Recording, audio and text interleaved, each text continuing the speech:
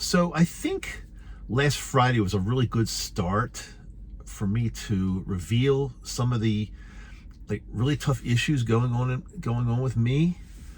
But I think today I'm going to just have to bear all. I'm going to have to just let it loose and share what I really am struggling with, and whatever happens, happens. Let's take it from there. I got a lot of comments from last week's episode when I shared my struggle with obsessing over things like statistics and incessantly just checking stats and things, and it's crazy. But today I realized I want to share exactly what's going on. It's going to be even more than that, because I've had a lot of just this pent up stuff that's just taken place with me, and the mushrooms absolutely have helped me in an incredible way as far as anxiety and depression. I mean, really, every day I pretty much feel that I've got zero depression, and I'd say close to zero anxiety, almost none. However, has the anxiety taken another form? Because somebody, or more than one person, actually messaged on YouTube, comments on YouTube last week, how checking stats is absolutely a form of anxiety, and that's absolutely true. So thanks for that. I mean, it's totally true, but it's deeper. It goes a lot deeper than that. I've got a lot more going on.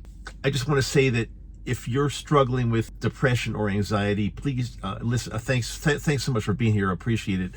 Click the subscribe and make sure you get your notifications turned on so you don't miss any episodes, because we're just starting to get into this, guys. We're starting to get into the deep of this, because I figured, as much as I feel that the microdosing has helped me with typical anxiety and typical depression, there's a lot more work that I have to at least admit that I need. So, okay, I've decided that at this point, I think I started the show 3.5 years ago, and I've been a teacher for 3.5 years.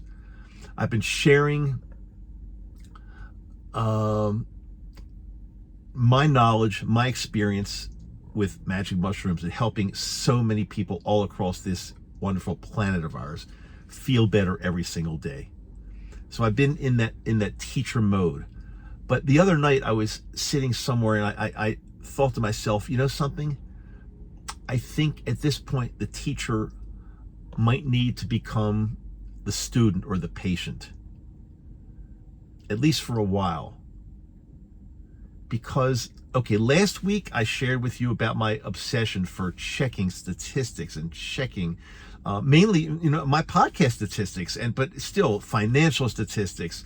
In the COVID days, it was COVID statistics, presidential race statistics. It's horrible. It's really bad. And I got so many good messages and comments from people from last Friday, but it goes deeper. I think I've got 3 potential issues going on in my life, and nothing that's just happened overnight. Something that these have been going on for probably forever, but unchecked, they continue to haunt me. And the 3 categories I'm going to share with you are OCD.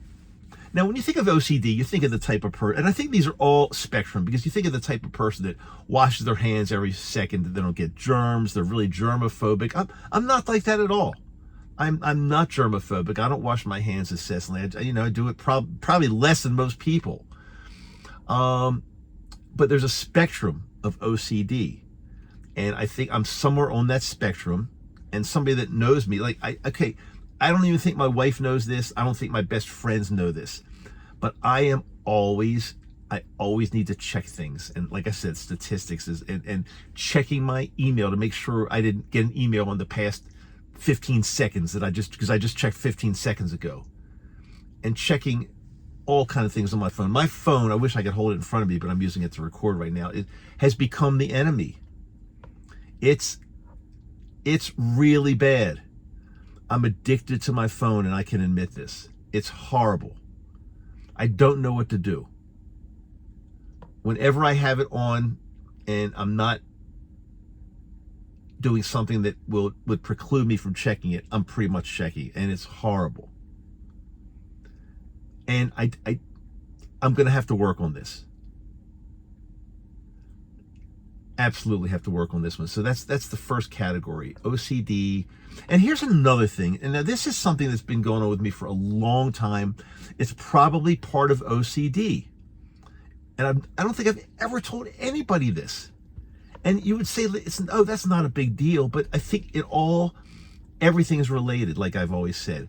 So let's say, for example, if I buy something, I'm just going to totally make this up. I buy a t-shirt, and I really like the t-shirt. At some point, I determine that, okay, I like this t-shirt. One's not enough. So I have to go out and buy at least one more, just so I have two of the same thing. In case something happens to that first one, I'll have another one right there. A pair of pants, same thing. If you go in my closet, I pretty much have doubles of everything, simply because I got one pair, I liked it a lot, I felt like I needed a second pair. And this can go for anything. I can't think offhand of like a pen. I get a pen, like an expensive pen, and I love it. But I guess on some level, I don't want to lose it. I'm afraid to lose it. I'm afraid something's going to happen. So I go out and get another one that's I also use it. It's waiting in the wings in case something happens to my first one. I can't even imagine how much money I would have saved over the years if I didn't have to get double of all these things. It's crazy. So there's definitely some type of OCD spectrum which I'm on. There's no question about that. The second is ADHD, attention deficit. I'm sure I've had this all my life, but maybe the mushrooms are pointing me in the direction of finally starting to realize this. I have a difficult time tuning into certain things. And for example, if I'm out with my wife somewhere and we're in a conversation and there's somebody, let's say we're at a restaurant and there's somebody at the next table or the next booth and somebody's got like a voice that's like piercing through my skin. I lock into that and I can't release it. And it's like she's talking to me and she knows I zoned out and I'm in like I'm in another world because I locked into this other conversation and I just can't unlock it, and it's horrible.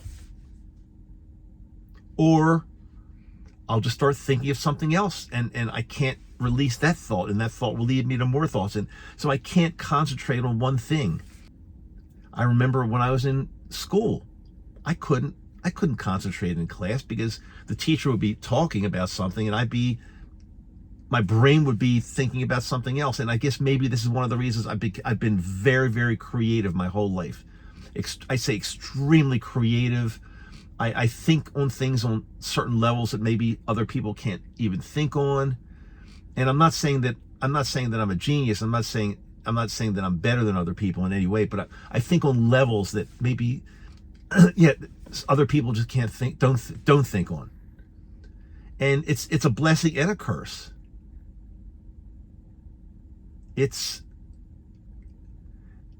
I'm definitely on this ADHD spectrum somewhere. I know that.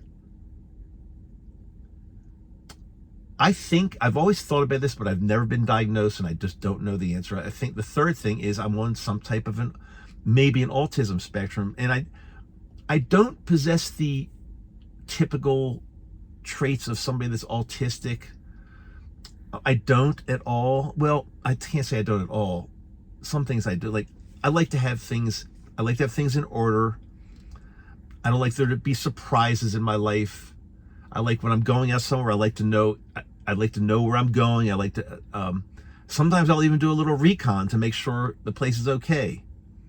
Or I'll get there early to make sure I'm not locked out of getting a seat somewhere.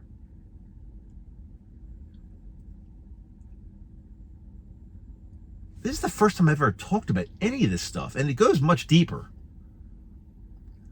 But ADHD, OCD, maybe spectrum somewhere, maybe autistic spectrum. So I don't know about that one, but again, I really do have some of those traits. Noise bothers me a lot. noise, whether it's, oh my God, I can't even describe how horrible noise is and how bothersome it is to me, whether it's a loud siren going by, whether it's somebody at the next table talking, whether it's somebody on a plane or a train talking louder than I think they should be talking, and their voice is just piercing through me and I can't unlock it. And for example, if I find myself in a situation where I want to be, okay, like I'm in my car right now recording this, and I just ran a couple errands. I went into a grocery store and picked up some things, and I came out to the parking lot, and there was a car parked right in front of me. So in other words, as I'm looking out my front window here, there's a car parked facing me. And I wanted to do an episode. I wanted to record this episode. And to me, that was totally unacceptable. It's like, why did they violate my space?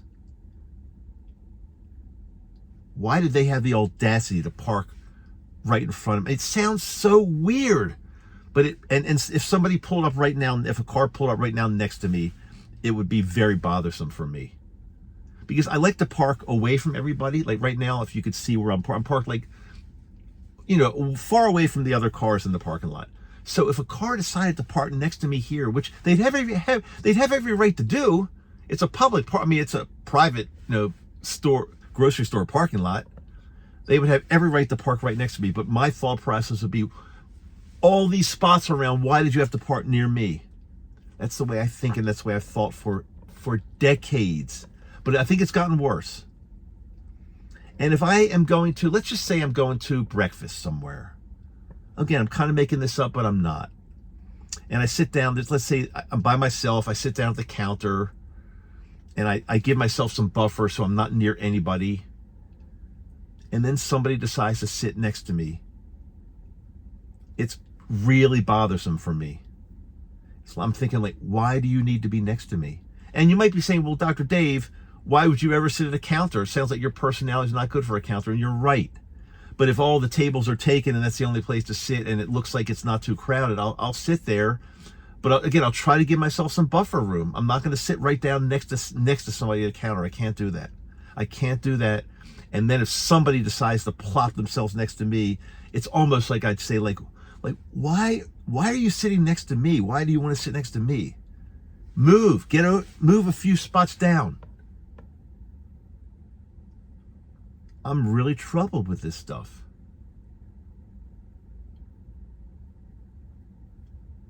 I need to ask the mushrooms to help me. This will be the next phase. Before I started microdosing, most days were really bad with depression and anxiety. And I'm being totally honest with you. And I know you trust me, because if I wasn't being honest, I wouldn't be spilling all this craziness that's been going on in my life for years. But I know you trust me with this. The anxiety and the depression daily is gone. Like, yes, sometimes I start to feel weird, because when we got kicked out of our house, I felt horrible for a month. But that was totally, I could pinpoint it to, there was a reason, there was a cause for that. It's very rare now that I would feel very bad for no reason. The mushrooms have worked wonders. But now they're showing me that there's so much more work I have to do. Because this ADHD, OCD, and the anxiety, the OCD is there's some type of anxiety involved there, but it's not the type of anxiety I feel. If you gave me a meter and said, and you could hook it up to me right now and ask me how anxious I feel right now, the meter would probably say close to 0. I don't feel anxious at all.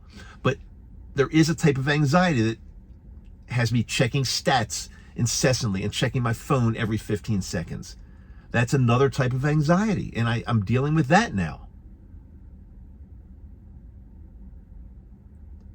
And yeah, and the ADHD, and possibly the spectrum. For those of you that know anything about the autistic spectrum, because I think these are all spectrums, but if anybody knows about the autistic spectrum, let me know what you think. I mean, I like order. I really like quiet. Like, I feel that if somebody is noisy and disruptive, my thought process is, why are you disrupting this peace and quiet that I so much deserve? Why? How dare you disrupt this peace and quiet? Even if it's in a public area, on a hiking trail. How dare you talk on a hiking trail? This is supposed to be quiet. I don't know. This is tough for me to deal with. Let me just check my notes to see if there's anything I left out, because I did make some notes about this before, because I didn't want to miss anything. I think I got it all for today. And I just want to say the outpouring of love from you from last Friday's episode was nothing. I never expected it. Never expected it like that. I thought people would just listen to it or watch it and say, another episode. But no, you guys really reached out in a big way, and you don't know how much it means to me, because I am sharing stuff that I've never shared before. Like I said, I swear to you, my wife knows on some level about definitely about my ADHD, about how if I'm in a public place, I will lock into another conversation, or somebody that's loud really bothers. She knows that really well. However, I don't think she even knows that I incessantly check stats every 15 seconds. I don't know if she knows that. I'm not sure. She might. And then the autistic thing.